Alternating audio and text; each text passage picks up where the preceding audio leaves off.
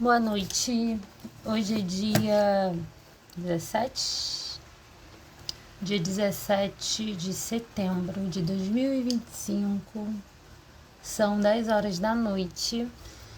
Eu já gravei esse vídeo, acho que essa já é a terceira vez. Bom, o último vídeo que eu gravei, eu falava que eu ia fazer um exame de... Eu tenho que fazer uma coribiópsia, que é a biópsia da mama. E eu queria vir falar sobre esse exame e falar de outras questões também. Que foi tudo muito... Assim, tem acontecido coisas assim... Eu não sei se eu acho tudo muito interessante. E conecto todas as coisas na minha cabeça. Porque eu sou doida. Mas aqui tem meu ultrassom que eu fiz, que o médico falou, não, tranquilo, faz pra tirar, só pra desencargo de consciência. Aí foi o que saiu o nódulo, os nódulos. E aí apareceu esse nomezinho aqui, ó, vou mostrar pra vocês. Não sei se vai focar. Que é o BIRADS. Tá vendo ali embaixo? BIRADS 4. Fora outros problemas, assim, mas a questão é o grau. Como é BIRADS 4, é o que eu preciso, né, investigar. E aí o médico me passou a biópsia. E no meio desse tumulto, que é tumulto, mas ao mesmo tempo tá tudo bem. Mas no meio dessas coisas diferentes, digamos assim, que tem acontecido na minha vida, nesse último ano, já tem mais de um ano agora. Mas aconteceu, tipo, muita coisa em pouco tempo. E de verdade, mesmo que sejam coisas que parecem ruins, é sério, às vezes eu fico assim, não tem como convencer ninguém de que não é ruim. Mas eu juro que eu tô em paz com Deus. Mas se tu falar assim, materialmente, né? A gente fala assim, cara, como é que foi meu último ano? Meu último 1 ano e alguns meses. Eu saí de um trabalho que eu ganhava quase 10 mil reais. Eu terminei um relacionamento, e essa parte mais surreal, de 17 anos. Isso é muito surreal. E eu agora tô fazendo passando numa avaliação. Me mudei. Tipo, eu me mudei. Em 10 dias eu decidi que eu ia me mudar pra outra cidade. Nunca imaginei morar em Goiânia, então, né, aqui no Goiás. Então foi tudo muito rápido, tudo muito louco. E agora eu tô passando num exame pra investigar se eu tô com câncer, sabe?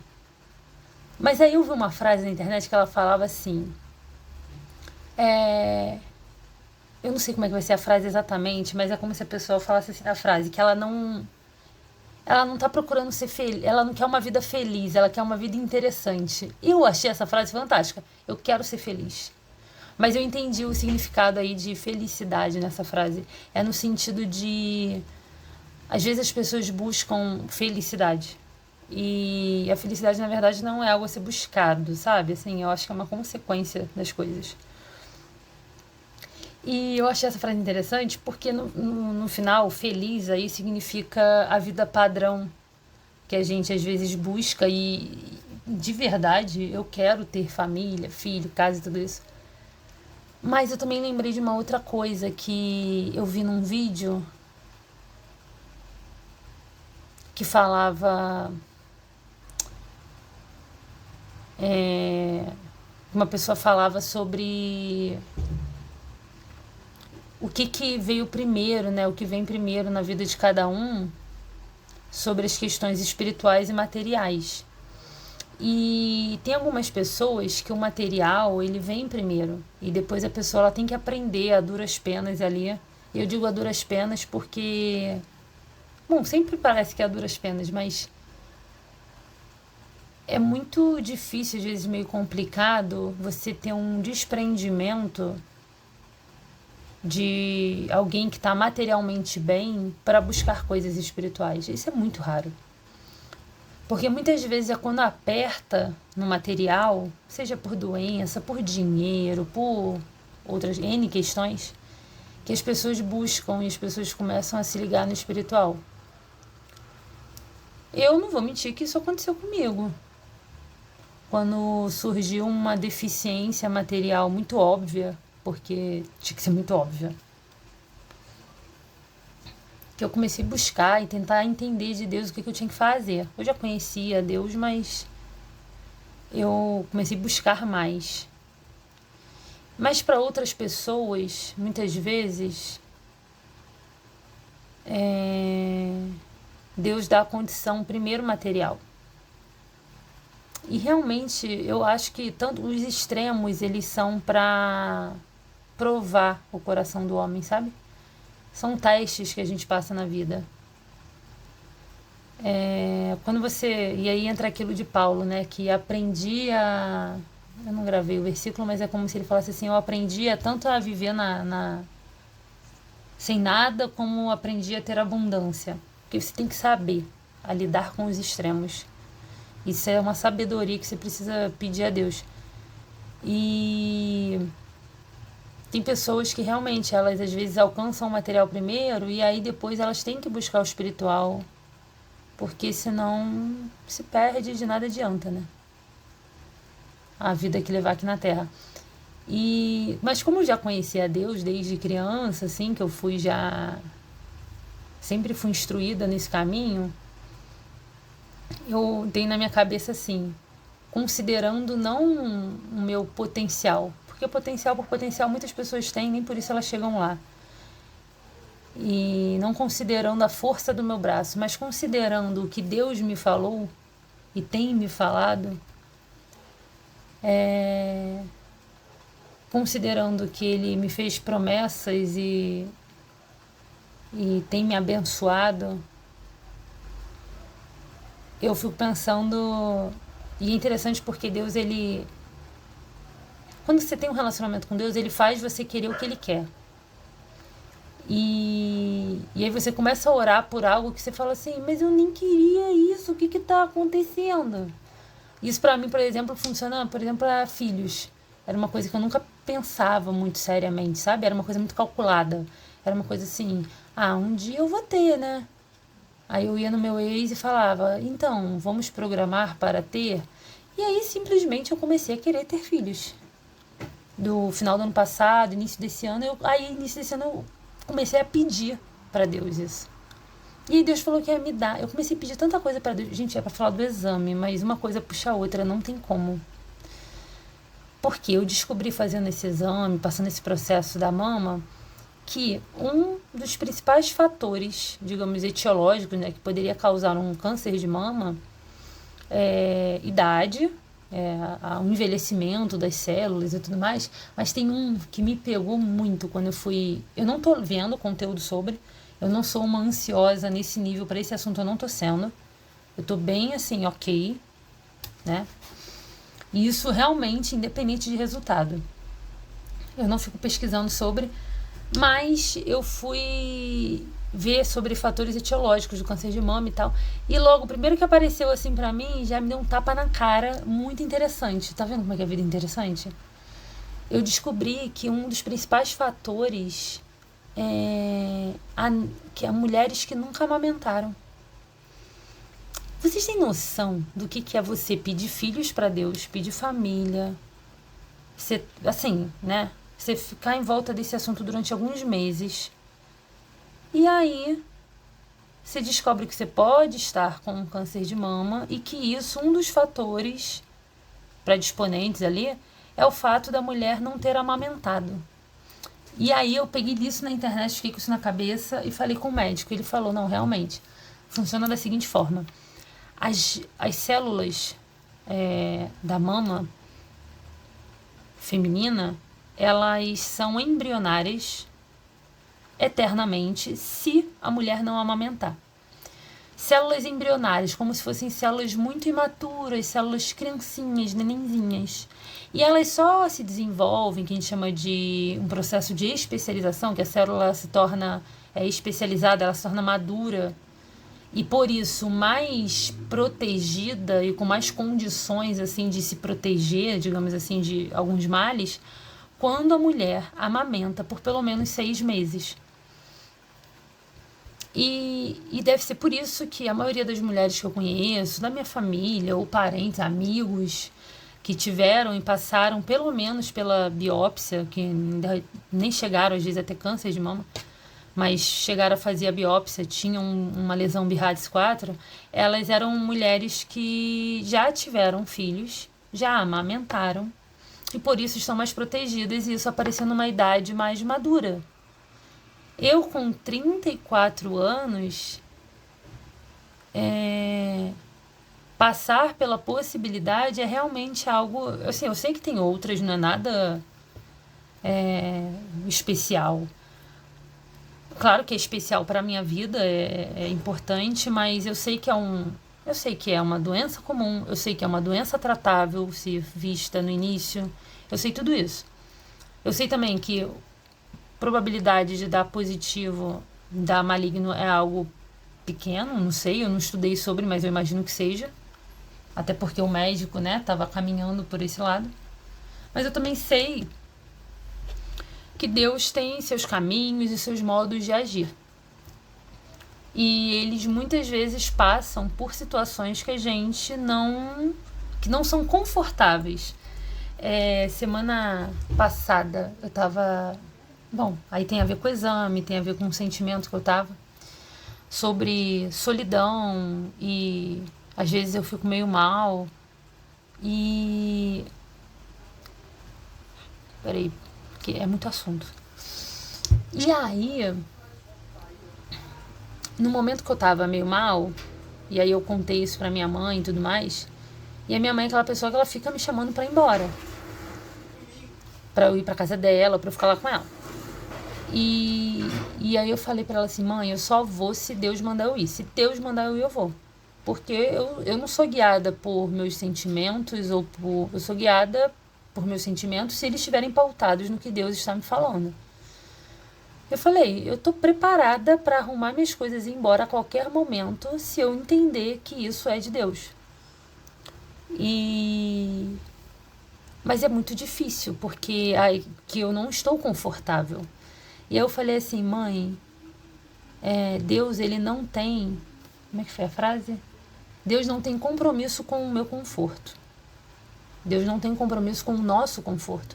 Ele quer e ele, digamos assim, eu acredito que Deus, como um pai bondoso, ele tem alegria e tem gosto e tem o desejo de nos abençoar, de nos dar boas coisas e nos abençoar na terra. Só que ele também tem seus propósitos, tem seus caminhos, que nem sempre vão estar de acordo com o conforto do ser humano. Isso começa pelo filho dele, que era o próprio Deus, que veio em forma de carne e morreu na cruz por nós. Não foi confortável para ele. Mas foi necessário. Então, existem processos na vida que a gente tem que passar que não vai estar confortável pra gente. Admito que já não está confortável há muito tempo. As pessoas podem olhar e pensar assim, ela está num processo de 1 ano que não está confortável. Tem um pouco mais, sabe? O fato de eu ter ficado tanto tempo num relacionamento com alguém que não me amava, eu segurando as pontas durante tantos anos e batendo no peito, assim, e fazendo as coisas com força, sabe? Com a força do meu braço e lutando sozinha num nível assim que normalmente não deveria ser assim num mundo ideal para uma mulher, principalmente uma mulher cristã. Eu digo principalmente porque a mulher cristã, ela tem um entendimento diferente das coisas, assim como o homem cristão tem. Mas é aqueles enganos, sabe? Tem mulheres que vão ter aqueles enganos que a gente tem, e eu tive também, de achar que a gente é autossuficiente, que a gente não precisa de ninguém, que a gente segura nos peitos, a gente segura as pontas de tudo, e que a gente é a Mulher Maravilha, guerreira, Xena. E no final você só tá definhando em troca de nada. Isso é também necessário para algumas pessoas para aprender às vezes se valorizar, se amar mais. Mas quem cresce muito pensando em amor incondicional, a gente acaba, sei lá, parece que instala um drive na gente de você tem que suportar tudo e você dá uma de guerreira e vai suportando. Até uma hora que a casa cai. E que bom que a casa cai, porque se é para construir outra, então tem que cair mesmo. Mas, bom, tá. Então foi muito interessante. E eu sei que interessante parece uma palavra até estranha para isso, né? Considerando todo o contexto, mas para mim foi muito interessante eu descobrir que amamentar 6 meses e de preferência até os 30 anos protege a mulher de ter câncer de mama. É o que eu digo que é de uma... lembrando que não é pejorativo, mas é de uma ironia divina, no sentido não pejorativo, né? No sentido de como as coisas são engraçadas, sabe?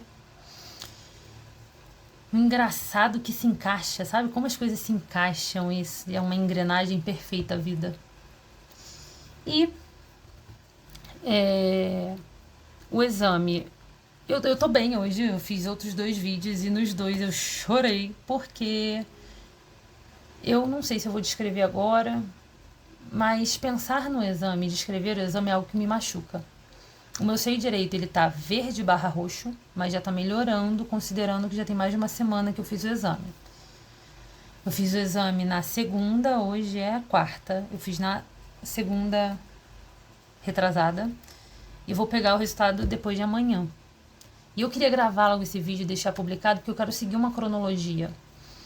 Como eu vou pegar na sexta, e na sexta eu não tenho consulta com o médico, eu vou deixar para abrir esse exame num vídeo. Pode parecer doideira para alguns, não vai ser, obviamente, não vou fazer um ao vivo, mas eu vou abrir um vídeo, vou gravar e vou tentar ler o exame e entender ele em casa, porque o médico é só na outra segunda, então eu não vou passar o fim de semana sem saber o que eu tenho. Eu já vou olhar no exame e tentar interpretar. Eu nem sei como é que é o resultado de um exame desse.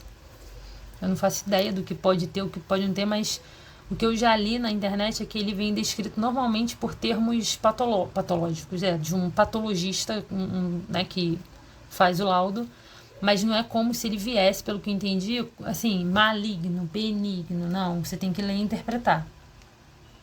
Aí eu vou passar o fim de semana com o exame fechado? Não, vou pesquisar sobre. Aí eu vou abrir um vídeo, de repente na sexta-feira à noite, quando eu voltar do trabalho, da clínica lá, e eu descubro e, né, independente do resultado, eu posto o vídeo. E aí entram agora as questões psicológicas e emocionais que nortearam tudo isso nas últimas semanas, considerando que assim, vamos lá. Primeiro, eu não falei para ninguém do meu trabalho, do que eu tô passando, a não ser ontem. Lá no meu trabalho tem uma mulher só que trabalha comigo. A gente está se aproximando mais agora. Ela é uma menina muito legal, assim, ela é batizada na minha igreja, só que ela já não vai na igreja há muitos anos. E é muito bom quando a gente encontra alguém, mesmo que a pessoa não vá na igreja, mas que conhece, sabe? É aquela questão que eu já falei, acho que eu já falei em outros vídeos sobre a questão cultural muito específica de um grupo determinado, de uma comunidade determinada. Isso é muito legal. E mesmo ela estando afastada, ela entende o que eu digo e a gente tem conversado bastante ultimamente. Aí eu resolvi abrir para ela. Eu contei para ela também algumas coisas, alguns sonhos doidos que eu tive no início do ano, que eu considero que são sonhos proféticos, mas os que aconteceram eu abro com mais tranquilidade para as pessoas. Os que não aconteceram eu deixo guardado no meu coração. E de vez em quando eu viro pra Deus e falo assim, então, eu vou riscar esse da lista, porque eu tive vários. E alguns, aconteceram muito óbvio. E aí os outros eu fico assim, vou riscar da lista. Aí quando eu falo que eu vou riscar, aí Deus me dá um sinal. Aí eu falo assim, tá bom, vou deixar. Mas aí eu comecei a conversar com ela sobre essas coisas. E ela também falando sobre relacionamento. Aí no final eu acabei contando pra ela que eu tô pra pegar o resultado. Mas eu não falei pra ninguém lá no trabalho. Dependendo do resultado eu conto, dependendo eu não conto e vamos indo. Admito que se, vamos lá, considerando o cenário pior, eu tenho que contar, porque eu não tenho como, né? Eu já fiquei assim, meu Deus, eu careca, eu vou ficar igual o Vin Diesel desse tamanho. Mas tá bom. Mas considerando que dei negativo, eu não falo e tá tudo bem. Mas é isso. Aí, o que aconteceu? Fui fazer o exame na segunda passada e o exame ele é muito dolorido. E eu pareço muito plena agora, mas foi muito ruim e eu passei uma semana muito complicada. Depois que eu fiz o exame, como pra mim foi traumático, e eu digo traumático, essa é a palavra, não teria outra pra expressar o que eu sentia, eu me senti um porco sendo abatido. Desse jeito. Eu me senti um animal deitado naquela. E eu quero tirar assim, a responsabilidade do médico. Eu acho que tem algo muito. Apesar de achar que ele poderia ser um pouco mais sensível com umas questões, né, por ser da saúde, eu acho que ele poderia ter sido um pouco mais sensível, mas a técnica em si, ela é violenta. E quando eu levantei da mesa, basicamente, vamos lá, você precisa levar, além da anestesia que dá no seio, que é uma coisa ok, eles entram como se fosse uma cânula ou uma agulha muito calibrosa ou uma cânula, não sei, no subcutâneo, embaixo do tecido, né, ali onde tem a camada de gordura. E isso não é um problema se você estiver considerando, às vezes, assim, vou passar uma cânula no subcutâneo do braço, dá nervoso? Show. Mas seio é um local, e principalmente o feminino, homens podem ter câncer de mama, porém a probabilidade é muito menor. E comparar o seio, a mama de um homem com uma de uma mulher, também são coisas muito distantes. Por quê? O da mulher, ele está muito relacionado a coisas muito específicas e muito...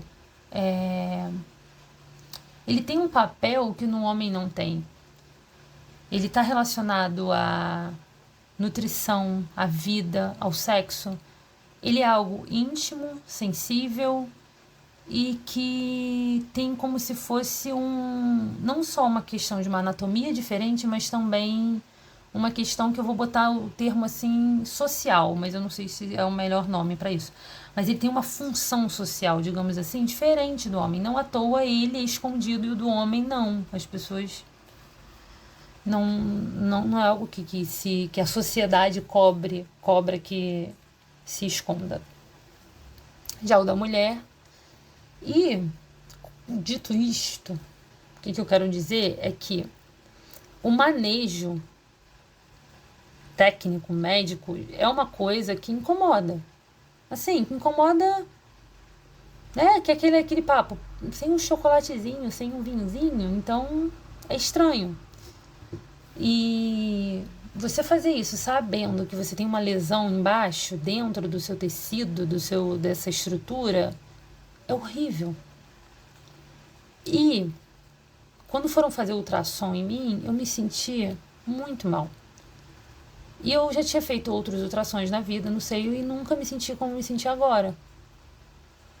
Eu me senti muito incomodada, mas segurei firme. E é só um ultrassom. E aí quando eu fui fazer você leva anestesia em volta, e aí depois eles vêm com a cânula. E a lesão do meu, eu tenho vários nódulos, assim, eu tenho uns 4 em um, sei lá quantos no outro, fora outros problemas ali. Mas um deles, que é o mais, que foi o que classificou, que teve a maior classificação na de BIRADS, ele fica bem atrás como se fosse da auréola do mamilo. E não é algo visível, palpável também é algo que eu senti, mas o próprio médico não sentiu, mas que tá ali. E aí o manejo é muito ali. Isso é uma coisa que traz muita angústia para a mulher, né? Considerando que o contexto não é muito romântico. E aí quando ele foi passar a cânula, ele tem que chegar até aquela área e ele maneja por fora com ultrassom, com a mão, e fura o nódulo com a cânula. Isso já dá um nervoso, porque faz força, parece que é tipo um ligamento que você tem que romper. E quando ele tá dentro do nódulo, eu tô falando da descrição do meu exame. Eu não vi um vídeo sobre, eu não estudei sobre, eu não li sobre exatamente, porque eu já estava com nervoso antes. Eu imaginei, né? Como seria, preferi não ficar lendo sobre. Depois que ele rompe, que ele acessa o nódulo, ele dispara uma pistola que dá uma pancada e ela puxa um pedaço daquilo que tá ali dentro. E aí ele fez isso a primeira vez e eu fui muito tranquila. Eu não pensei no exame o dia inteiro. Tipo assim, trabalhei, procurei esquecer. Na hora do exame eu botei música alegre, música alta, e fiquei ouvindo meu city pop bem alto, deitada na cama, porque eu falei assim, vai me distrair da pistola. Não adiantou. Na hora que deu o disparo, eu tava agoniadinha e tal, mas tava firme e forte. Quando disparou, foi incontrolável. Eu comecei a chorar e me retorcer na cama, mas não atrapalhei ele, mas perguntei, acabou? Aí ele falou assim, não, são 2 ou 3 disparos por nódulo.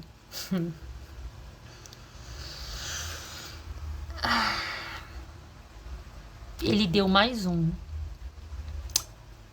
E aí foram 2 nesse nódulo. O segundo nódulo, ele achou por bem não fazer. Fizemos então de 1, que é o mais agressivo. E aí desses 2, aí foram 2 disparos e eu fiquei péssima. Eu chorava, eu fiquei péssima. Foi uma sensação horrível. Foi aquela sensação de eu virar e falar assim, eu nunca mais faço esse exame na minha vida. Ah, mas se não fizer, eu não faço mais esse exame na minha vida. Eu não quero. Não faz sentido.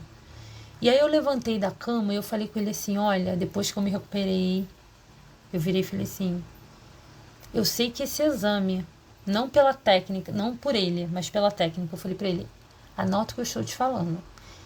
Em 5 anos, esse exame vai ser considerado violência ginecológica. Eu não sei se fala assim. Tipo violência obstétrica, que há 10 anos atrás era super aceitável usar, sei lá, fórceps pra tirar a criança. Eu não sei há quantos anos atrás. Ou então fazer força. Eu não sei, eu não entendo nada disso, nunca estudei sobre. Mas eu sei, por causa das minhas amigas, que tem coisas que faziam na parte obstétrica, assim, que eram super ok. Fazia parte da técnica médica e hoje em dia é considerado um absurdo e violência obstétrica. Esse exame, eu tenho certeza absoluta que ele vai entrar no rol de violência, não sei se chama assim ginecológica, porque né, faz parte de toda a estrutura ali, pela forma como ele é. Não é uma coisa ok. E aí vão entrar agora umas questões assim, né? Aí eu passei o resto da semana, eu passei durante uma semana mais ou menos, agora eu tô começando a ficar melhor, já tem uma semaninha do exame um pouco mais, mas eu passei uma semana num estado de nervo, falei igual minha mãe, numa situação em que eu me pegava, quando eu lembrava do exame, às vezes eu tô trabalhando, eu lembrava do exame, eu ficava toda contraída, eu fechava a mandíbula e travava os dentes e eu enfiava as unhas no braço. Isso, eu não faço isso. Eu não sou assim. E foi muito ruim. E quando eu saí de lá, foi bom ter gravado de novo o vídeo, porque eu chorei nos outros e não foi legal. Eu não gosto de ficar me expondo chorando. Mas quando eu saí de lá, eu saí com curativo, tampando. E eu lembro que até me vi no espelho e eu lembrei da minha avó, que ela perdeu uma mama. E eu fui lembrando das gerações de mulheres fortes da minha família, né? Da minha avó, da minha mãe. Lembrando da história delas. A minha mãe já fez esse exame, fez sozinha. No final ela me contou que ela teve que pegar um trem, voltar para casa, andar 40, 50 quilômetros num trem. Tava em pé. Aí uma pessoa encontrou ela, um conhecido, e arrumou um lugar para ela. Eu fiquei pensando como que a gente... Como é que de uma fragilidade, uma vulnerabilidade que a gente fica para umas coisas, sabe? E Aí quando eu saí do exame, eu tive que... Aí vim pra cá e eu vou pegar a moto, né? O Uber Moto. E aí eu peguei o Uber Moto e eu não quis pedir nada pro piloto, sabe? Vai devagar, porque... Eu nunca peço, assim, eles que costumam perguntar. E se não perguntou, eu também não pedi não, que eu não queria ficar explicando, eu podia achar que é frescura feminina. Aí tem uns homens que quando você pede, aí por você pedir, eles preferem aí que eles fazem o contrário, só pra chamar atenção, irritar, alguma coisa assim. Aí eu só fiquei na minha. Mas foi horrível, porque simplesmente o homem trepidava muito, ele... tipo de moto, não sei se é o assento, se é o amortecedor, o que que é. Eu sei que eu vi esses mais de 20 quilômetros trepidando na moto com o seio sensível. E foi horrível. Foi horrível. E aí desencadeou em mim tudo isso, além do nervoso mecânico e invasivo que a gente sente em relação ao exame, que eu passei durante a semana, desencadeou em mim também o sentimento de solidão. Não que eu já não sentisse antes, e aí eu cheguei numa conclusão muito específica, e aí entra meus devaneios e minhas brigas assim, minhas orações perigosas com Deus. Que quando chegou na terça de manhã, depois do exame, eu vim pra casa na segunda, eu tive que chegar aqui ainda, fiz uma jantinha, não foi uma coisa tipo, princesa. Cheguei, saí do lugar, fiz um exame violento, vim com um transporte que talvez não tenha sido adequado para quem tinha acabado de passar por aquilo, e cheguei aqui e ainda tive que fazer coisa da casa e tudo mais. No final das contas, não é o cuidadinho que às vezes uma mulher espera num momento como esse, que você queria estar sendo cuidada. Mas foi necessário e estamos vivas. Mas a que custo? Eu adoro isso, né? Porque... não, mas tá... O que importa é que sobreviveu. Mas aí tu fala, mas a que custo, né? Às vezes a gente só quer viver bem. A gente não quer um workshop. A gente não quer um... Mas tá bom. Mas, psicologicamente, emocionalmente, me desencadeou uma dor que eu já tinha, só que ela aflorou. Que é essa questão de relacionamento e da solidão. Como eu não sou uma pessoa que eu curo a minha solidão de qualquer forma, com qualquer pessoa, e não busco isso, e também eu não sou uma pessoa, eu sou muito de conversar, muito amigável e tal, mas eu não sou uma pessoa, por exemplo, que eu não sou uma pessoa de abraçar amigos, sabe? Eu era muito fechada no meu relacionamento e buscava ali dentro suprir a minha necessidade afetiva, por mais que eu não conseguisse por causa da outra parte. Mas eu agora que é tudo muito óbvio, né? Na terça eu comecei a pensar, e eu entrei numa pira assim no início da semana passada sobre... Eu comecei a pensar na questão de me sentir abandonada. E lembrando que isso aqui é um diário, então nem todo sentimento é bonito que eu vou falar aqui. Nem todo ele... Vai ter gente que pode ouvir e falar assim... Por exemplo, a minha mãe, ela pode ouvir e falar assim, mas você não tá abandonada, venha para casa. Não é isso, eu tô falando de relacionamento conjugal. Então aflorou em mim diversos sentimentos assim, de abandono, de solidão, de vulnerabilidade. E eu percebi que eu continuo lutando pela vida depois de tantos anos, fazendo sempre a mesma coisa, só que dessa vez sozinha. E aí eu vi isso e fiquei pensando. E aí eu me peguei na terça de manhã muito mal. Nossa, eu fiquei muito mal. A ponto de eu ir pro trabalho, eu cheguei lá chorando. E E só que eu não queria que ninguém visse, aí eu corri pro banheiro. Eu fiquei no banheiro durante um tempo chorando. E aí eu fiz uma coisa que eu não costumo fazer. Eu faço minhas orações em casa e tudo mais, falo com Deus durante o dia. Mas eu tava tão angustiada que eu me ajoelhei dentro do banheiro do trabalho. E eu comecei a falar com Deus. Eu comecei a falar com Deus para ele me dar força, para ele me ajudar, porque eu tava me sentindo muito mal. E eu comecei a querer ir embora. Eu comecei a pensar que eu queria ir embora, que eu queria ir embora. A pergunta era pra onde? Ah, pra casa dos meus pais, pra casa do meu irmão. Por quê? Porque eu me sentia sozinha. E que sozinha era esse? Era a solidão do não ter acolhimento. Sabe? De você chegar em casa no final do dia e você ter a pessoa que te abraça, que te beija e que você tem troca carinho e você fica ali, você se sente segura e guardada. E isso aflorou muito quando eu passei nesse exame, sozinha. Porque eu falava assim, eu falei para as minhas amigas, eu falei, não precisa. A Luana até falou, posso ir contigo, sair do trabalho. Eu falei, não faz sentido. Eu sei como é que é CLT, eu sei como é que é, né? Eu tenho uma noção, nunca trabalhei assim, mas eu tenho uma noção de como é patrão que não entende às vezes os funcionários. E ela sendo CLT, eu falei, não precisa, porque no final eu falei assim, o que eu queria era uma pessoa que sentisse. Não posso falar da dor. Eu sinto pontada.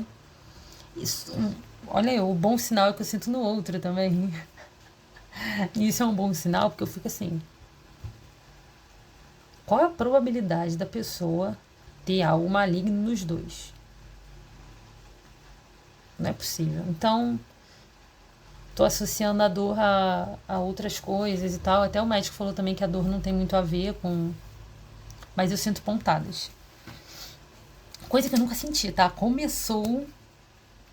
Eu tenho o dia certinho, que foi o dia do vídeo do Tchekov. Naquele dia à noite começou. Parece que botaram assim. Parece que como se alguém chegasse assim, se Deus chegasse e falasse assim, tipo uma sementinha. Plum. Aí eu comecei a sentir a dor. E começou o problema. Foi muito pontual, foi muito específico. Mas eu considero a parte biológica e científica de que uma mulher que não amamentou, a célula embrionária não está desenvolvida, não está protegida e tem a tendência a ter esses problemas. E isso acontece de forma crônica e progressiva. Mas que foi pontual, foi. Naquele momento ali.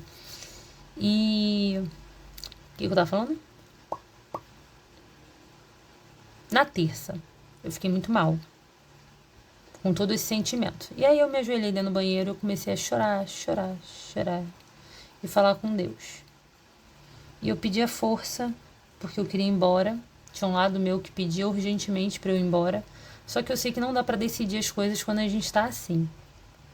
Mas eu tinha certeza que se alguém tivesse me dado uma passagem, eu tinha ido embora sem as malas. Simplesmente porque eu queria um abraço. Parece triste, mas é humano. E eu ficava assim... Eu comecei a pensar qual foi a última vez que eu tinha recebido um abraço e um beijo de alguém que me amasse. E simplesmente eu não faço ideia. E isso me causou uma tristeza, assim, uma coisa. Porque as pessoas podem não concordar, pode achar que é algum tipo de... Eu não considero carência, eu considero que é humano. Carência é você querer suprir essas coisas de qualquer forma. Aí você materializa uma carência. Você fala assim, eu preciso, então vale qualquer coisa. Não, aí você está cedendo a sua carência. Agora, sentir é humano. E às vezes a gente tem muitos problemas porque a gente não se permite sentir, sabe? A gente demoniza os nossos sentimentos. E tem sentimento que você só tem que sentir e deixar ir, sabe? Curte ele e deixa ele ir. É mais saudável às vezes do que você ficar bloqueando e negando. E aí eu só entreguei para Deus o que eu estava sentindo, falei para Ele que eu queria ir embora, mas que eu queria porque por esse sentimento de solidão e não porque eu não gostasse do meu trabalho. Eu gosto do meu trabalho, eu gosto da empresa, acho o meu chefe um cara super inteligente e alguém que parece que precisa de ajuda pro que ele tá fazendo. Acho incrível o gás da galera lá, sabe? A equipe é muito boa, é muito pequena, o pessoal é muito gente fina, a cidade é maravilhosa, de tranquila. Eu quero sair do Rio desde que eu tinha 17 anos, eu tinha vontade de sair do Rio de Janeiro. E aí eu comecei a pensar todas as coisas lógicas e racionais para eu não tomar uma decisão precipitada, porque a minha vontade era subir e falar para ele, gente, eu tô indo embora, pegar minhas coisas e não voltar.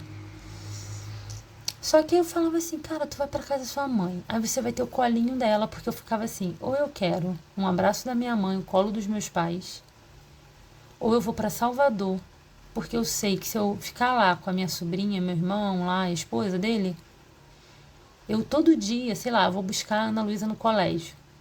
Eu vou ganhar um abraço dessa criança todo dia, eu tenho certeza. Ela vai me abraçar todo dia. E tu não sabe como é que é abraço de criança, meu Deus do céu. E aí eu peguei, me sentindo daquele jeito assim. É, é muito estranho você ficar numa bolha sem contato físico. Isso te dá um. Sabe? Não é legal. E aí eu peguei pensando nisso tudo, ela triste e tal, com a cara chorando lá, com a cara amassada, no banheiro, ajoelhada. Eu tô assim, e aí eu ouço uma música lá fora. Ah, eu não vou poder ver a música, que eu tô sem o tablet aqui. Tem uma música. Como é que eu vou lembrar a música? Ah, eu vou pegar o tablet. Peguei o tablet só pra. Eu quero compartilhar a música. Porque desde que eu conheci ela, é uma música, tava tocando, assim, uma música bem baixinha, lá na recepção, lá da clínica. E eu fiquei apaixonada porque o som, a letra dela, ela falava assim, eu sabia exatamente o motivo pelo qual eu tava chorando. E aí veio uma música que ela falava e eu ouvi bem longe, ela falando assim, que a solidão ia acabar. E eu tô super sensível a sinais e a voz de Deus. Então, Deus não tem trabalho comigo. Se ele falar assim, ele fala um negocinho, aí eu já pego. Eu não dou trabalho para ele. Eu me coloco à disposição para servir, eu me coloco à disposição para ouvir. E eu oro falando que eu coloquei a minha vida nas mãos de Deus, eu entreguei, eu falei, Senhor, escreve a história que quiser, estou à disposição para vivermos grandes aventuras. Estamos aí vivendo. A música se chama É Hora de Cantar? Era um.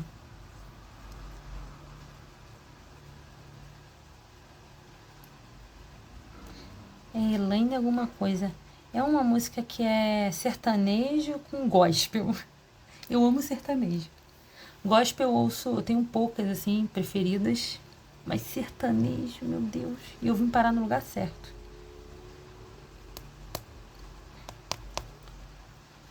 Deixa eu ir no meu Spotify. Mas aí ela falava que era.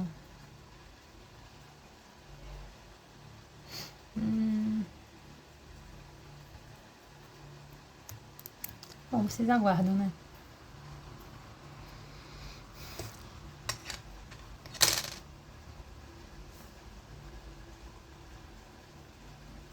Sertanejo. Não, mas eu não botei em sertanejo, eu botei em músicas cristãs. Aqui. Eu nunca tinha ouvido essa música na minha vida. Achei ela fantástica. Maneiro, não salvei.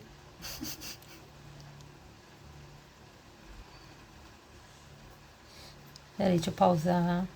Pronto. O nome da música é Tempo de Cantar, da Eliane Fernandes. E aí eu tava lá, na minha oração desesperada, e ela falava assim: a noite vai passar, o sol irá nascer, o dia vai chegar sorrindo para você, e toda a solidão no seu coração o sorriso voltou. E ela fala: não fique assim, porque Jesus viu o teu choro, o teu gemido, ele já ouviu, e mandou te dizer para não desistir.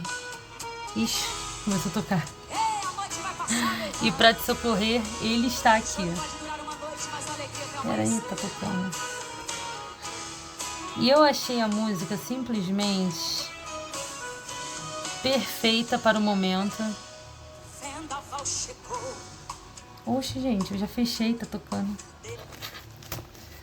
Eu achei ela perfeita para o momento. Uma música linda, virou meu sertanejo favorito dos últimos dias. E isso já me deu uma renovada na hora, porque na hora que eu ouvi, eu peguei o celular e eu comecei a pesquisar a letra que eu tava ouvindo para eu entender o que era que tava tocando, falando que a solidão ia acabar e falando que, sabe, que Jesus viu o seu choro, o seu gemido, ele está aqui. Aí eu fiquei ouvindo aquilo e falei: que música é essa? E que sertanejo? Aí quando eu achei, pronto, aquilo já me deu um upzinho, consegui me recuperar, fui pra sala. Comecei a trabalhar, passou tipo 1 hora, sei lá, 2 horas, me deu a bad novamente. E aí eu precisei sair da sala, porque eu queria chorar. Eu falei: cara, eu não vou ficar chorando aqui, não vou ter que explicar pros outros, não quero explicar nada pra ninguém. Até porque, se as pessoas me perguntassem se eu tava chorando, não era medo de resultado de exame, não era por causa... O exame foi péssimo, foi péssimo. Mas não é como se eu estivesse chorando por causa dele. Ele tava me dando nervoso, me dá agonia de lembrar. Eu não vejo o vídeo, eu não gosto de ficar pensando sobre. Não gosto de descrever, que me dá...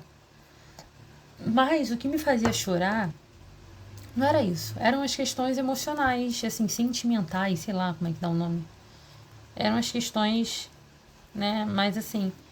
Aí eu falava pra pessoa assim: não, eu tô chorando porque eu tô me sentindo sozinha. Ai, gente. Eu não ia ficar abrindo isso no trabalho. Eu peguei e falei assim: Aí eu peguei e saí da sala. Até porque era um choro bem denso. E eu fui para umas mesinhas que tinham lá embaixo. E ali eu conheci, tava chorando ali, e ali veio uma menina falar comigo. Uma menina que estava no seu primeiro dia de trabalho num café que tem ali embaixo. Não vou falar o nome dela não, mas foi uma menina muito legal, uma menina cristã de 23 anos. Ela parou para conversar comigo, que eu tinha ficado no sol, ela me chamou para ir pra sombra, trocou uma ideia comigo. E ela me deu um abraço. Ela falou assim: eu posso te abraçar? Eu falei: pode. Eu nunca paguei um abraço. Mas é aquilo, não é como se fosse... Essas coisas têm que ser muito de Deus mesmo, porque a verdade é que o que eu sinto falta é de algo diário. Não é algo que uma pessoa um dia vai resolver, sabe? Me dar um abraço, uma pessoa que eu não conheço. Mas para aquele momento foi ótimo. E ela me deu um abraço, e aí eu não fiquei entrando em detalhes com ela. Mas aí ela falou assim: você tá chorando por quê? Eu falei: eu quero ir embora. E ela falou: você não gostou da cidade e tal? Eu falei: eu amei a cidade. Eu não gosto de cidade grande, eu gosto de cidade pequena. E aí ela foi conversando comigo, mas eu não entrei em detalhes. E teve uma hora que ela virou e falou assim: ah, não, é porque na minha igreja eu faço trabalho voluntário. Quando ela falou isso, assim, deu uma luzinha na minha cabeça. Eu falei: trabalho voluntário? Como é que é o trabalho voluntário? A gente cuida de umas crianças. Aí eu falei: ah, é? Aí eu já parei de chorar, já fiquei toda, tipo, serelepe. Aí vocês cuidam... Aí ela foi falando comigo, aí eu já marquei com ela que eu vou no sábado de manhã, na igreja dela, ajudar numa escala que tem lá, porque eles têm, tipo, papo de 170 crianças. A minha cabeça, você deve estar pensando assim: nossa, que pessoa boa, no meio do problema dela. Não, eu quero ganhar abraço de criança. Porque criança é um serzinho puro, tão bonitinho. Eles são tão fofinhos. E eu pensei semana passada, na hora que ela falou, né? Mas nem precisei ir muito longe. Sei lá, sábado. Eu fui na igreja várias vezes semana passada, no fim de semana. E teve um dia que foi uma amiga nossa, ela levou a sobrinha, que tem 4 anos, a menina. A menina foi no meu colo toda feliz da vida, fiz amizade com ela, conversei, brincamos, ela me abraçou, ela cuidava do meu cabelo, maravilhosa. Adorei. E aí teve uma hora até que eu levei ela no banheiro, ela falou assim, tia, quero beber água. Eu falei, bora. Aí levei ela no banheiro. Aí chegando lá, a menina senta no vaso, olha pra minha cara. Aí eu falei, o que você tá fazendo? Aí ela fez assim. Aí eu falei, não faz não, porque eu não sei o que eu faço. Aí ela... Eu falei, tu sabe se limpar? Ela, não. Eu falei, nem eu. Aí eu falei, tem certeza que você tá fazendo isso? Ela tá. A gente tinha ido beber água, a menina me enganou. E eu não tinha como chamar a tia dela, eu tava sem celular. Eu não... Tava longe. Aí eu falei, meu Deus, vai ser eu e a criança. Eu já fui enganada assim uma outra vez com a minha sobrinha. Ela tinha muito novinha. Sei lá, não tinha nem 2 anos, eu acho. Me deixaram sozinha com ela de manhã, sem trocar a fralda da criança. Aí me entregaram ela assim, tipo uma granada, né? Aí eu, não, vai, pode ir, não sei o que. Aí ficou eu e a criança e uma fralda abarrotada. Eu olhei para aquilo e falei, o que vai fazer? Aí eu fui trocar. E criança é fantástico, porque a criança, ela sabe que a tia não sabe. Aí ela fica quieta. Adoro, as duas foram assim. A minha sobrinha, quando eu fiquei com ela sozinha, que eu falei assim, acho que ela é um saquinho de bosta. Aí eu falei assim, então, a gente tem que trocar isso aí, né? Ela ficava olhando pra mim assim. Aí ela com meu irmão, com a minha cunhada, faz um escândalo pra trocar a fralda. Aí quando eu cheguei assim, eu falei, então, eu vou ter que trocar sua fralda. A tia não sabe fazer isso. Então você, por favor, colabore. Precisou dar celular? Precisou dar brinquedo? A criança simplesmente deitou e ficou assim, ó, atenta. Se pudesse, ela me ajudava. Ficou quietinha. E eu dei graças a Deus que era aquelas fraldas de... Que não era de, sei lá, de colar, nem de nada. Era fralda, tipo... Sei lá, calção, não sei. Que enfia as perninhas e encaixa. Então, facilitou muito a minha vida. Foi muito bom. Eu acho que se fosse a outra, eu tava colando ela até hoje. Ela já tá com 4 anos. Tá até agora tentando colar a fralda. E aí, essa no banheiro, essa menina... Ela olhou pra mim assim, tipo... Aí eu falei, cara... Como é que faz isso? Tipo, eu sei como é que faz no adulto, assim, né? A própria pessoa, mas eu vejo assim, da criança. Aí eu. Aí ela falou assim, tia. Ela dobra o papel. Dobra o papel e passa 2 vezes. Aí eu olhei pra ela, eu. Ok. Aí eu, mas tem que ser 2. Eu só sei que eu desenrolei com a criança. Ela ficou lá, consegui, resolvi, venci esta etapa. Entreguei a criança limpa pra tia dela. Mas foi muito bom, porque eu tive contato, eu fiquei assim, ó, ganhei amor. É muito bom, gente. E aí, isso deu uma placada na minha vontade de ir embora correndo. Mas na terça, como eu tava sentindo tudo isso, tava tudo muito aflorado, eu estava muito assim. Tem uma coisa que acontece com. Eu sei que acontece com as mulheres, eu não sei. São as fases que a gente passa com Deus quando a gente tá sozinha e esperando em Deus, sabe? Que a gente não fica por aí batendo cabeça e. Que é. Tem fases que você fica assim, ai, muita fé. Aí tem outras que você fala assim, não, deixa pra lá, não quer. E aí eu cheguei numa fase com Deus que, por mais que pareça tudo muito recente, mas eu sei que Deus não vai demorar na minha vida, que eu... Tipo assim, tem umas amigas, umas mulheres e até amigas pessoais que elas falam assim, não, olha só, você tem que tocar a sua vida e aí você vai trabalhar, pagar dívida, malhar, ficar sarada, maravilhosa, aprender 3 línguas, aí quando você tiver tudo organizado, o homem aparece. Aí eu falei, aí de início todo mundo aceita essa teoria. Para pra pensar. Você que é mulher que tá me ouvindo. De onde tiraram esta grande besteira? É uma grande besteira tudo isso. E é uma besteira porque simplesmente as mulheres, primeiro que as mulheres não pensam assim. As mulheres, elas têm uma tendência que a gente, meu Deus do céu, que é a mulher empreiteira, mulher engenheira, que é aquela que pega na planta. A gente olha pro homem e fala assim, tem potencial, vou investir. Aí a mulher não. A mulher, ela fica tipo assim, ah não, eu tenho que estar, ó, voando, top, maravilhosa pra poder... Gente, você tem que estar voando, top, maravilhosa e querendo tudo isso porque você quer pra vida. Mas não como se isso fosse o pré-requisito para alguém chegar na sua vida. Obviamente que você quer ser top e maravilhosa, não só para você como para o outro, já falei isso aqui. É bom você querer servir o outro com o seu melhor. O seu melhor físico, moral, psicológico. Isso é bom. É algo louvável. Mas você não pode colocar isso como pré-requisito. E aí eu fui e falei com Deus sobre isso. Eu falei, Senhor, não sei de onde tirar essa teoria. Isso não é uma teoria que existe, não tem fundamento bíblico para isso. Então eu não vou aceitar isso. Porque senão a gente pega convicções alheias de coisas que não fazem sentido só porque um monte de gente repetiu. E eu simplesmente neguei isso. Eu falei, Senhor, eu não aceito essa, a não ser que, não, o Senhor quer fazer assim na vida de alguém. Tudo bem. É regra para a vida de todo mundo? Não. Não tem fundamento bíblico para isso. Para dizer que... E muitas mulheres fazem o contrário. Elas olham para homens que elas falam assim, porra, tem potencial. Vou investir nessa jossa.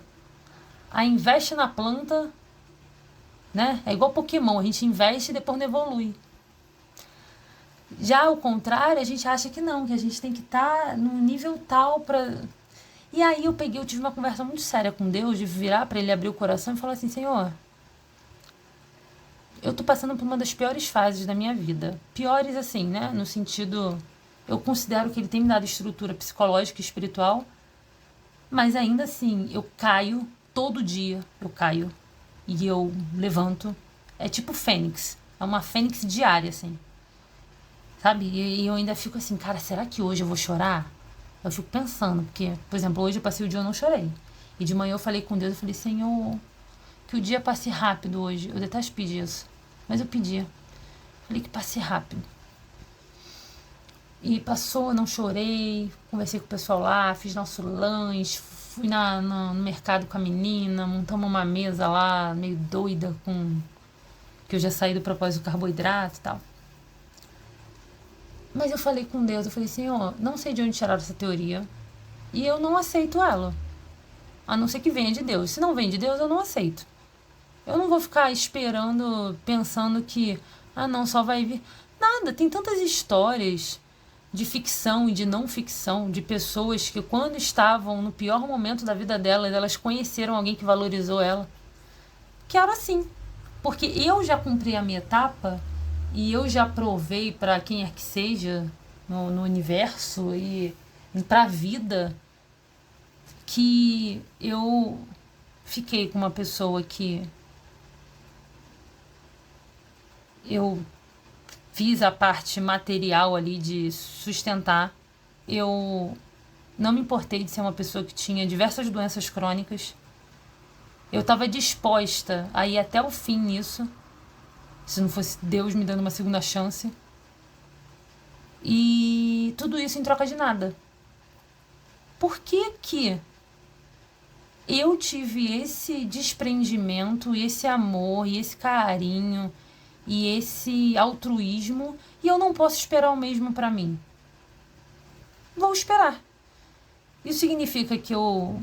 então vou tacar fogo em tudo. Não, mas eu não vou ficar... Porque pra eu resolver minha vida... Gente, pra eu resolver minha vida, pra ficar magra, loura e rica, isso aí vai demorar um cadinho. Então, assim, eu não vou atrelar a minha questão emocional e de relacionamento a isso. Porque eu acho que isso pode até meio que limitar um pouco a mente da gente, sabe? Para as coisas. Eu não quero fazer isso, não. Eu estou disposta, eu falei com Deus que eu estou disposta a encontrar alguém antes disso. Quando eu tiver meu pior momento e tá tudo bem. Porque aí eu vou ver valor na pessoa. Porque eu sei o meu valor. Agora, eu preciso ver, principalmente se tratando de homens, o valor dessas pessoas. Porque se há 17 anos atrás, quando me relacionei a primeira vez, já era complicado, imagina hoje em dia. Se encontrar alguém com valores e princípios, principalmente quando é o lado masculino. Porque o feminino, estatisticamente, as mulheres são as que ficam. Quando o homem tá doente, quando o homem tá sem dinheiro, a mulher fica. A mulher vai ficando. Agora, o contrário é muito diferente, é muito mais difícil. Um homem que fica com a mulher, que a mulher tá no fundo do poço, que a mulher tá mal, muito difícil. Então, isso já é uma grande peneira. Ah, mas então. Ih, olha, são pouquíssimos. Mas é dos pouquíssimos que eu estou falando.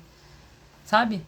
Se você é uma pessoa que você se considera que faz parte do 2%, queira alguém do 2%. Sabe?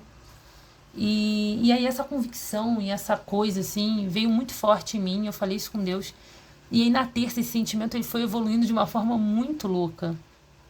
Que eu cheguei no nível, assim, que eu falei pra Deus. Eu lembro que eu tava voltando na moto. E eu vim ouvindo o louvor, né? Essa música. E não tô falando que é um sentimento correto, certo, mais cristão do mundo. É um sentimento humano. Mas eu vim ouvindo a música e com a boca eu vim xingando. Eu vim xingando meu marido. Aí você vai falar assim: você não tem marido. É verdade, materialmente. Mas no plano espiritual ele já existe. Até porque eu sou uma pessoa que eu já acreditava muito em coisas. O meu apelido na igreja é predestinada. Já tem uns anos isso. Deve ter uns quase 10 anos que o pessoal. Pouco menos. Foi meu tempo de marinha. Durante a marinha eu aprendi sobre essa teoria da predestinação e tudo mais. E eu vi que na verdade é algo bíblico. E foi quando eu aprendi também que não existia livre-arbítrio expresso explicitamente na Bíblia. Eu não desconsidero quem acredita, até porque eu consigo entender que mesmo que não esteja escrito na Bíblia, você vê passagens e que parece que o homem tem escolhas. Mas o que está expresso é a predestinação e tudo mais. E eu gosto muito, e é uma coisa que na ficção eu já gostava, e quando eu vi que tinha isso na Bíblia de uma forma explícita, e eu vi ali como que Deus agia com muitos povos e, né, com personagens bíblicos em relação a isso, eu me apeguei a essa teoria assim, tranquilamente, sabe? Sem aquele medo de ser uma heresia. Claro que não. E aí eu comecei a trazer isso pra minha vida, né? E aí é o seguinte, eu sei que eu tenho um marido no plano espiritual. Eu não sei quem é, onde está, o que está fazendo da vida. Mas aí eu comecei a falar pra Deus assim, eu tava com tanta raiva, que eu comecei a sentir raiva. Eu senti tristeza, solidão, e aí no final eu senti raiva. E eu falei assim, eu comecei a entregar esse homem, mas eu não entreguei, tipo assim, ai, Senhor, toda apaixonada. Não. Eu entreguei esse homem pra Deus, assim, no ódio.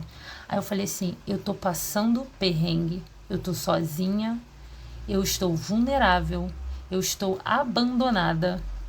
E esse cabra não me encontrou. Tudo que eu passar, tudo que eu sofrer, eu entreguei isso pra Deus. Não foi só, eu vim na moto xingando o homem, entregando pra Deus. E eu falava pra Deus e falei também em oração, falei assim, o que eu sofrer, eu quero que esse homem sofra, obviamente. Eu vou deixar bem claro que eu não quero que a pessoa fique doente. Eu não quero que a pessoa morra, não é nada disso.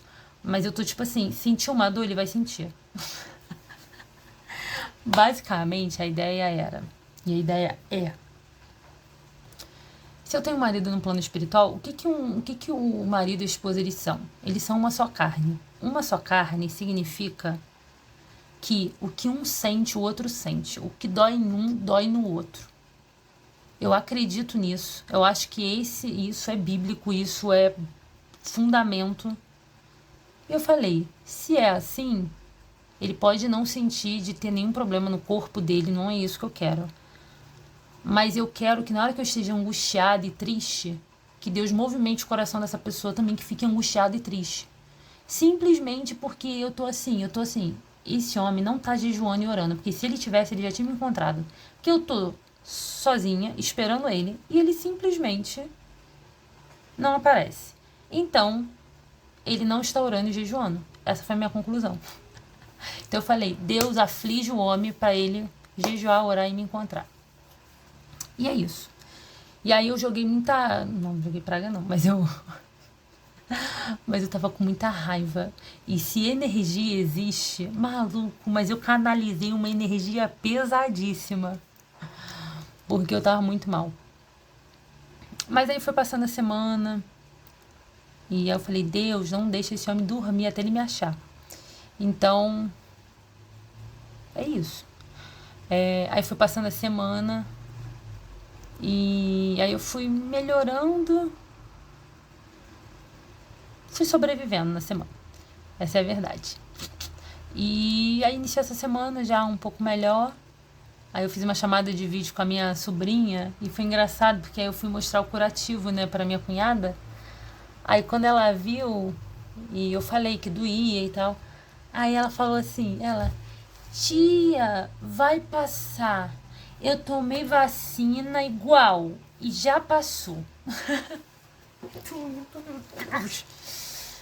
Ai, Senhor. Muito fofa. E foi muito bonitinho que eu pedi pra ela, eu pedi pra duas menininhas, né? Ela e uma amiguinha dela, que é uma sobrinha emprestada de uma amiga minha, uma filha de uma amiga minha. Eu falei assim, ora para Papai do Céu preparar o marido e a família, os filhos, a casa pra titia. Aí teve uma que ela virou, eu achei muito engraçada a Emily. Ela ouviu tudo que eu tava falando no vídeo. Ela ouviu, ela entendeu, ela repetiu. Eu falei, você vai orar por mim? Ela, vou. Aí eu falei assim, você ora por isso e isso? Ela, tá bom, por família, né? Ela chegou na igreja, lá no Rio de Janeiro. Ela chegou lá na igreja, encontrou os meus pais. Aí chamou minha mãe no canto, 4 anos.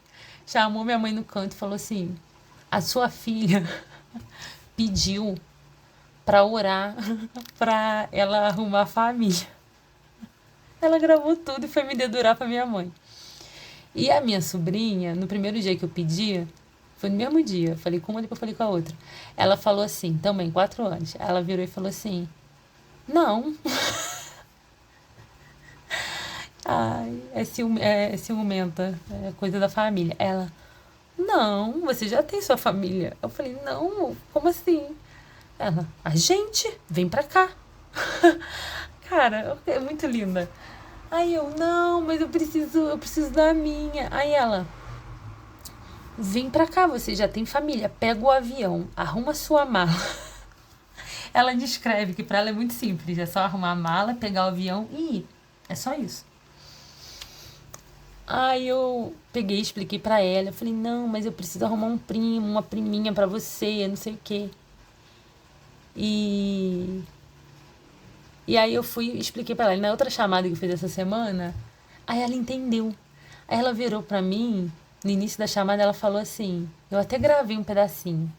Ela falou assim, que tá orando pra Deus me dar a família, ou as coisas assim, né?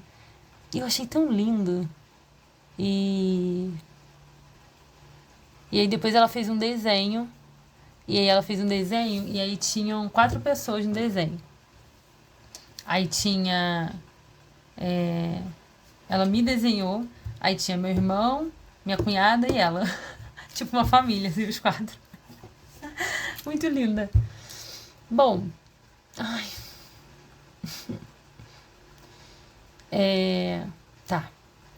Uma coisa que eu vou falar importante quanto ao exame. Pra eu não deixar muito pra trás. Essa semana foi agitada, na semana passada, porque teve um trelelê relacionado a questões de gênero no meu nicho, digamos assim, profissional. Eu não vou entrar em detalhes, mas foi muito interessante isso acontecer logo na semana que eu tô passando por um exame, assim, né, muito voltado para a questão feminina. Foi interessante porque esse problema ele envolve o Setembro Amarelo, porque tem saúde mental no meio, envolve o Outubro Rosa que está chegando aí, que é relacionado à saúde da mulher, né, e câncer de mama e tudo mais. E também porque foi logo na semana que eu tô passando por isso. E então eu tô sensível às questões femininas. Mas antes mesmo de eu estar com isso aqui, eu não vou entrar nesse detalhe agora. Eu até queria, eu faria um vídeo inteiro só sobre isso. Mas o que eu quero dizer é o seguinte: tem um. Eu não vou pegar o tablet, não. Mas tem uma questão que vocês conseguem ver na internet sobre, por exemplo, pesquisas clínicas voltado para o corpo feminino e para a mulher, assim, pesquisas, sabe, que se fazem para questões de saúde e doença, elas só passaram a ser pesquisadas e usarem mulheres nas pesquisas clínicas, eu não sei o ano, mas vamos dizer assim, sei lá, de 1990 para cá, não sei. Mas foi de uma data muito recente, eu não vou pesquisar agora, mas é de um período muito recente para frente, sei lá, 1980, não sei. Então, o reflexo desse delay da mulher na sociedade, ele impacta em diversas coisas, de coisas minúsculas, que parecem bobas, a coisas grandiosas. E é onde que eu quero chegar? Coisas minúsculas, que eu vou dar exemplo, vou dar tudo com exemplo com a minha vida. A coisa minúscula é, nas Forças Armadas, você não tem alguns uniformes que a gente chama de andaina, que é um grupo de uniforme. A gente tem vários grupos de uniformes. O camuflado, o cinza, o branco, né? Isso para marinha. O azulão, né? Existem grupos de uniformes que não foram feitos, pensados no corpo feminino. Não existe até hoje, sabe? Você não tem uma andaina que esteja desenhada para um corpo feminino. E aí, ocorrem pequenos problemas, aí são os pequenos. Por exemplo, já tem mulheres usando camuflado. Eu usei camuflado durante os últimos anos. E primeiro que quando você compra a roupa, você compra ela é tudo no padrão masculino. Então você tem que pedir para afinar a cintura, o que é uma coisa boba. E o que a gente chama de gandola, que é o camuflado, é a jaqueta que você bota por cima né, a jaqueta camuflada. É unânime. Nenhuma delas no corpo da mulher.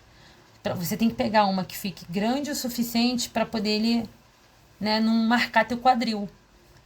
Só que ele não fecha o último botão, porque o último botão ele foi pensado para um corpo mais reto e não um corpo com curvas, igual o da mulher. Então, o último botão da gandola, na maioria, em 95% das mulheres, o último botão não fecha. Se você pegar um para fechar o último botão, aqui ele vai cair no ombro. Aí vai ficar um uniforme em desalinho. E, para quem não sabe, militar ganha parte, né? Ganha uma parte de ocorrência ou ganha uma anotação se o uniforme estiver em desalinho. Ombro caído e tudo mais, um uniforme muito grandão é desalinho. Ficar com o botão aberto é desalinho. Só que aí, obviamente, que a galera não vai ser tão rigoroso com essa questão, por exemplo, do botão. Mas são pequenos detalhes. Então, o uniforme feminino, por exemplo, ele precisa de mais ajustes do que o uniforme masculino. Esses principalmente esses que não foram pensados. E aí você entra em outros detalhes também, como... Eu não vou falar agora, porque senão eu vou entrar no assunto do outro vídeo, do outro assunto lá, do que eu quero falar sobre essas questões de gênero. E eu gosto de falar disso tudo com muito cuidado, porque eu acho um desserviço muito grande a guerra de sexos. Eu não ganho nada com isso. Eu quero casar, vou falar assim, eu gosto de homem, eu quero casar com homem, eu quero ter filho, eu quero fazer família. Então, assim, eu não gosto dessa briga. Eu acho que a gente tem que se dar bem. Agora, que um tem que olhar as peculiaridades e especificidades do outro é necessário. Sabe? É necessário. Você tem que ter a sensibilidade em lidar com o que é específico do outro. E aí, dei o exemplo aqui do uniforme. E aí, o detalhe que eu vou deixar para explodir no próximo vídeo que eu posso fazer é a maioria dos militares nas Forças Armadas, pelo menos, vamos lá, na minha turma, não vou dizer a maioria dos militares, eu não saberia dizer do corpo inteiro, mas na minha turma era muito maior o número de mulheres, era papo de 300 mulheres para, sei lá, 70 homens. Só que nos grandes cargos, a maioria são homens. Eu tô falando porque eu fui relações públicas na Marinha e eu organizava os eventos, eu recebia os almirantes lá no quartel. E aí eu fazia as fotos, eu fazia todo paranauê para receber o povo. E eu lembro muito específico, que é um evento chamado Recosep, que era um papo de 30 almirantes lá na OM. E eu fiquei besta, porque dos 30 você tinha um negro e uma mulher. O resto era tudo homem branco. E aí a gente fala disso no outro vídeo, que aí eu vou ter tempo de explanar sem parecer nem militante, mas também a gente não pode ser insensível a causas óbvias e sociais.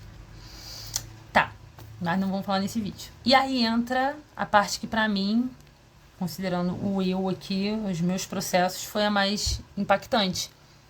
O exame que eu fiz.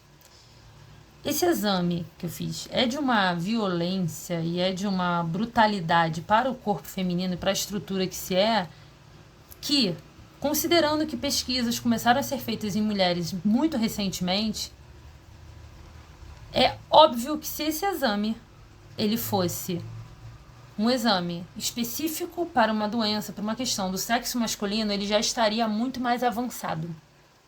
Isso é uma coisa muito óbvia, sabe? Você vê o reflexo na saúde. Um outro exemplo aqui que eu posso dar. Diagnóstico de autismo. Independente de, agora tá tendo muito e tal, não é sobre isso. Proporção. A proporção de homens diagnosticados com autismo é muito maior. E acreditou-se por anos que a incidência, a prevalência, não sei qual é o termo, era muito maior em homens. E hoje se sabe que, na verdade, isso é muito mais equilibrado. É porque, simplesmente, as mulheres, elas têm traços diferentes.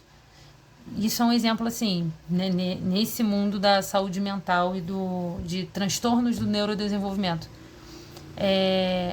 O autismo impacta, por exemplo, na repetição e no aprendizado por copiar o outro. Mulheres têm mais neurônios espelhos do que homem. Então, a tendência é que o homem fique mais estereotipado e, por isso, ele é identificado mais rápido do que a mulher.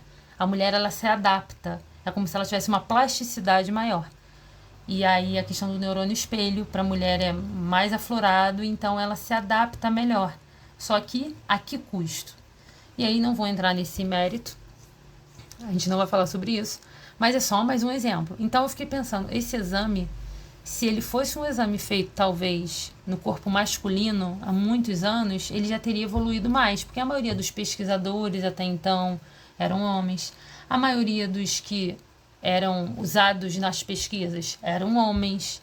Então, é como se as doenças mais vistas eram doenças de homens, e assim vai indo. Isso não é uma opinião, isso é um fato. Isso é só uma coisa que se diz assim, é estatístico, é assim que funcionou até então. E aí eu fiquei pensando nisso, sabe?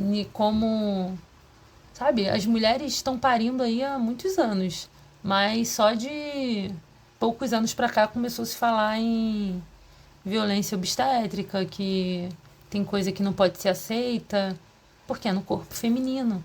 Então as pessoas acaba tendo realmente esse delay, esse descompasso entre os dois gêneros. Isso não é para se tornar uma briga, isso é só para ser acolhido, sabe? E aí foi tudo muito doido, porque aconteceu tudo na mesma semana, essa treta na internet, e eu vendo tudo isso, mas me mantive ali afastada, sem opinar, principalmente publicamente, mas tendo certeza de... Bom, e por fim, e agora? 1h20 já, 1h20. O que mais que eu posso falar?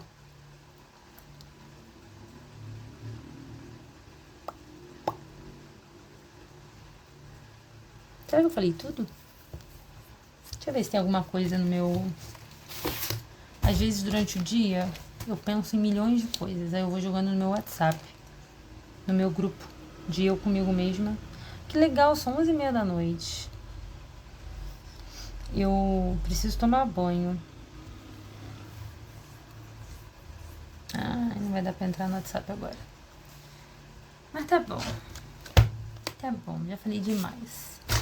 É isso, o exame é péssimo. Se alguém for fazer, evite ficar vendo na internet.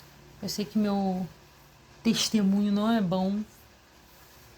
Pra mim foi muito ruim. Obviamente, as pessoas têm níveis de sensibilidade diferentes, têm condições de vida diferentes. Por exemplo, uma coisa que eu fiquei pensando é: eu acho que deveria ter duas coisas num momento como esse para dar conforto à mulher, já que o exame não pode ser de outra forma ainda. Talvez sedação e companhia.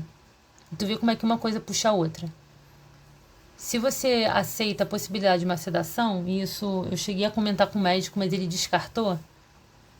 Vamos falar da conduta do médico. Ele, desde o começo, ele foi muito técnico e muito profissional, mas é aquela pessoa que é tão técnica e tão profissional que eu diria que falta, assim, podia ter sabe, um temperinho, assim, de humanidade, assim. Não tô falando que ele é desumano, caso um dia ele veja isso. Mas eu vou dizer exatamente o porquê. Quando eu comecei a conversar com ele, e eu falei que eu tinha medo do exame, que eu não tinha medo do resultado, que eu falei assim, cara, eu já ouvi falar que tem uma pistola, que coloca uma cânula e tal, ele falou assim, a maioria das mulheres não reclama, e isso que você tá falando, isso é ansiedade. Aí chegou no dia eu senti dor, e eu fiquei mal, aí ele falou assim, o que você sentiu, essa dor, é da ansiedade. E eu sou profissional da saúde. Eu posso não ser uma dentista renomada, mas eu atendi muita gente durante os últimos anos. E se tem uma coisa que a gente não pode fazer, é terceirizar para o paciente o manejo da ansiedade. Assim, existe uma corresponsabilidade, mas eu fui muito sincera no médico quando eu falei com ele. Eu falei, olha só, eu só tô te falando que eu tenho nervoso, eu tenho um certo receio desse exame, porque eu quero me colocar à disposição para, se eu tiver que tomar uma medicação, eu não tomo nada, mas se o senhor quiser me passar, sabe, eu já vi na odonto, tem gente que toma um tarja preta para fazer algum procedimento, tá tudo bem, é pontual, vambora. Aí eu falei com ele, eu só queria me botar à disposição caso você queira me receitar alguma coisa, pra eu ficar tranquila, pra eu não dar trabalho pra você, pra eu ficar bem comigo. Aí ele, nunca precisei. E ali, eu tinha que ter maldado. Era a opinião de um homem. E eu não espero empatia mais de nenhum homem para entender as minhas dores. A não ser do meu marido, que é esse infeliz que tá pelo mundo, sei lá, fazendo o quê, mas que com certeza já sei que ele vai sentir toda a angústia que eu sinto, até me achar. Porque o homem, de forma geral, ele não vai entender as dores de uma mulher, a não ser que ele ame ela. E os profissionais, o que eu acho é que eles poderiam exercitar um pouco mais a empatia. Eu cheguei a falar pro médico, eu falei para ele assim, eu senti incômodo já no ultrassom, até, né, a gente se sente, aí eu falei assim, a gente se sente um pouco invadida com esse manejo e tal. Ele, a gente não, você. Isso é uma opinião sua e não de todas as mulheres. Aí eu olhei para ele assim, falei, tá, pode ser, mas também ele pode estar certo num nível de falar que eu sou mais sensível que as outras mulheres? Pode ser. Mas isso não invalida o que eu estou sentindo. Ou seja, se eu sou mais sensível, eu tenho que ser tratada como uma paciente mais sensível. Como se trata um paciente mais sensível? Com medicação extra, com sedação, que seja. Faz parte do manejo do profissional de saúde. E eu fiz a minha parte. Eu não pesquisei nada na internet. Eu procurei ficar calma. Eu estava me alimentando bem. Eu trabalhei. Cheguei no horário certo. Eu fiz a minha parte. Eu orei. Sabe? Dormi as horas que eu tinha pra dormir. Então, Aí eu até falei pra ele assim, o exame é semana que vem, quando eu conversei com ele. Eu falei, o exame vai ser tal dia, sei lá. Eu não tenho como ir num psicólogo e tratar a minha ansiedade de agora pra semana que vem. Talvez eu seja um pouco dura às vezes. Falei, eu não tenho como tratar a minha ansiedade, mas eu falei fofinha. Mas eu falei assim, eu não tenho como tratar a minha ansiedade de agora pra semana que vem. O que podemos fazer? Aí ele, nada, fica tranquilo, não sei o quê. Fui, fiz exame, não gostei realmente. E repito, não é como se eu tivesse me sentido. Isso não. De. Igual a gente pode ter medo muitas vezes de assédio, nada disso. Principalmente eu que já passei, eu sei que não é isso. Eu tô falando mais pela dor e pela invasão, porque é um exame invasivo. Aí quando eu falei com ele, ele falava assim: ah, mas é melhor isso ou uma cirurgia? Quando eu falei que poderia ser mais evoluído esse exame. Aí ele: não, já é muito bom. Antes era uma cirurgia. Aí eu fiquei pensando assim: aí você preferia qual? Aí eu fiquei: não é essa a questão. O que eu tô falando é que pode evoluir mais ainda. E depois eu fiquei pensando assim: se a cirurgia vai deixar uma cicatriz na pele, mas ela não vai deixar uma cicatriz na mente da pessoa, eu prefiro uma cicatriz na pele do que na mente. Eu prefiro uma cicatriz na pele e ter dormido durante um procedimento e não acordar depois me apertando e com a mandíbula travada e chorando e tendo crises de choro e me sentindo mal pelo exame. Eu prefiro um corte na pele, sabe? Porque o corte na pele o outro vê. Ou agora, a cicatriz que faz na alma, na mente da pessoa por causa de alguma coisa, ninguém vê. Aí tá bom, tá safo. Bom, o tempo tá acabando. Eu tava falando que eu, se fosse escolher, eu preferia um corte na pele do que o trauma do exame. Mas eu fiquei pensando, né? Uma coisa que a mulher poderia ter nesse momento seriam essas duas coisas. Uma sedação, e aí você gasta mais com isso. E a outra coisa que você tem que ter junto, por ser mulher, é a companhia. Você não pode ser sedada e ficar sozinha, porque coisas ruins acontecem. E o ideal é que você tenha companhia. E, bom, tá bom, é isso.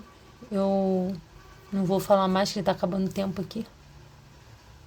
Mas tem muita coisa nessa área que pode ser discutida e que tem que ser levada em consideração, sabe? Mas o resumo é esse. Eu passei pelo exame, vou pegar o resultado na sexta. Tô orando pra Deus incomodar meu marido. Porque eu preciso da ajuda dele. E eu tô falando isso pra Deus. A gente tem a ajuda de Deus, a gente tem... Mas a ajuda de Deus, ela vem muito também por meio... Nem tudo. Eu já escrevi aqui sobre isso. Nem tudo Deus resolve de forma sobrenatural. Tem coisa que ele usa meios físicos. Quando ele transformou, quando Cristo, o primeiro milagre de Cristo foi transformar água em vinho. Ele podia ter feito vinho surgir dentro da botija. Ele usou um meio físico. Ele pediu que tivesse água na botija para ele transformar em vinho. Ele usou pessoas para pegar a botija, colocar água. E ele fez a parte impossível, que era transformar. Mas o que era possível ter a colaboração humana, ele fez, pediu e ordenou. Então, é por isso que eu tô orando para Deus e pedindo para ele incomodar meu futuro marido. Para ele não me deixar sozinha no mundo. E é isso, gente. Fiquem com Deus e até a próxima.